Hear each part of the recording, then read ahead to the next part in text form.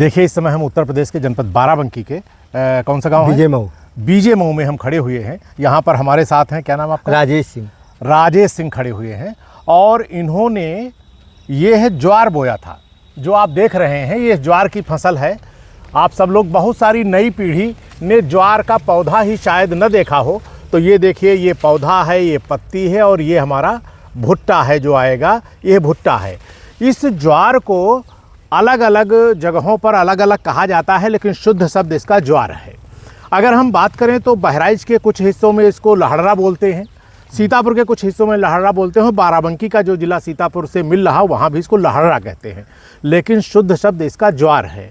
और ज्वार ये जो है, हमारी उत्तर प्रदेश सरकार, भारत सरकार मिलेट्स को बढ़ावा देने के लिए जो ज्वार, बाजरा, मक्का, ज्वार, बाजरा, कोदो, सावा, काकुन, रागी, इनको बढ़ावा देने के लिए निःशुल्क मिनी किट बीजों का वितरण करा रही है।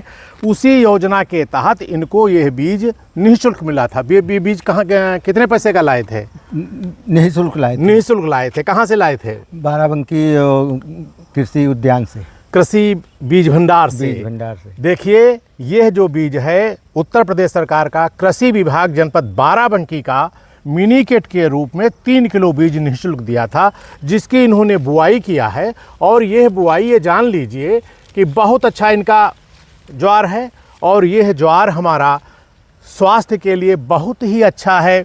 इसको जो लोग खाते हैं, पहले हमारे पूर्वज खाते थे, लेकिन लगभग 70 सालों से, 60 सालों से इसकी बुआई कम हो गई, और या कहें हम धीरे धीरे होते होते शून्य हो गई। लेकिन इसका बहुत अच्छा परिणाम है। इसके खाने से विभिन्न प्रकार की समस्याएं नहीं रहती हैं और हमारा जो ग्लूटेन मुक्त है, इससे इसका बहुत बड़ा असर है। और आज की तारीख में हम इसकी विभिन्न रूप में, इसको हम रोटी के रूप में आटा के खा सकते हैं, इसकी हम दालमोट बना सकते हैं। इसके दाने, तैयार दाने, पके हुए दानों को भिगो दें और उबाल दें, उबालने के बाद तेल में तल दें, हम दालमोट बना सकते हैं। इससे हम रसगुल्ला बना सकते हैं, इससे हम कचरी बना सकते हैं।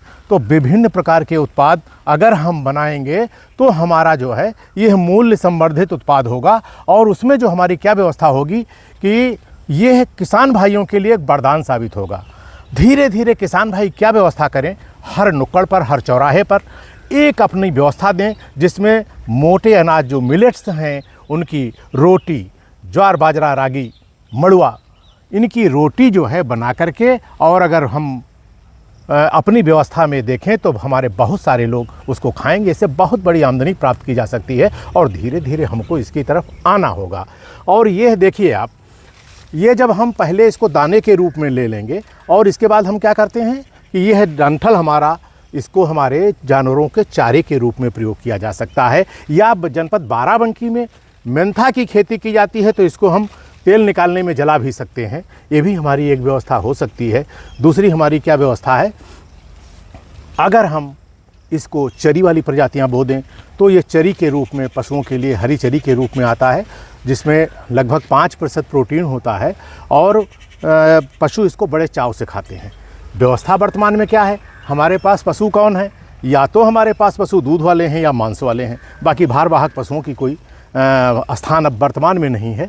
तो इनको खिलाने से दूध भी बढ़ेगा, पशुओं का स्वास्थ्य भी बढ़िया रहेगा और समय पर पशु जो है गर्मी में आएंगे तो वो गर्भधारण भी बढ़िया करेंगे। हमारा सबसे सुझाव यही है कि किसान भाइयों, आप कुछ न करें, यदि आप अपने उपयोग के लिए आधा किलो, 1 किलो बीज अपने खेत में बो लें, सभी लोग बाजरा खाएं, ज्वार खाएं और जितने भी मिलेट्स हैं, मोटे अनाज, अगर अपने भोजन में शामिल करें तो आपका भी स्वास्थ्य बहुत अच्छा होगा और कम से कम आपको डॉक्टर के पास जाना पड़ेगा।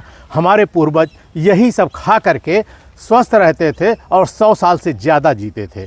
बहुत बहुत धन्यवाद। जय हिंद, जय भारत, जय कृषि, जय कृषक। देखिए, हमारे साथ राजेश सिंह जी हैं और अब की ये पिछली बार भी बोए थे, इस बार भी बोए हैं और अगली बार भी बोएंगे। हमारा सुझाव है कि अगली बार ज्वार और बाजरा और रागी तीनों एक खेत में थोड़ा थोड़ा करिए, जिसमें घर के खाने में बहुत बढ़िया काम आए। बहुत बहुत धन्यवाद।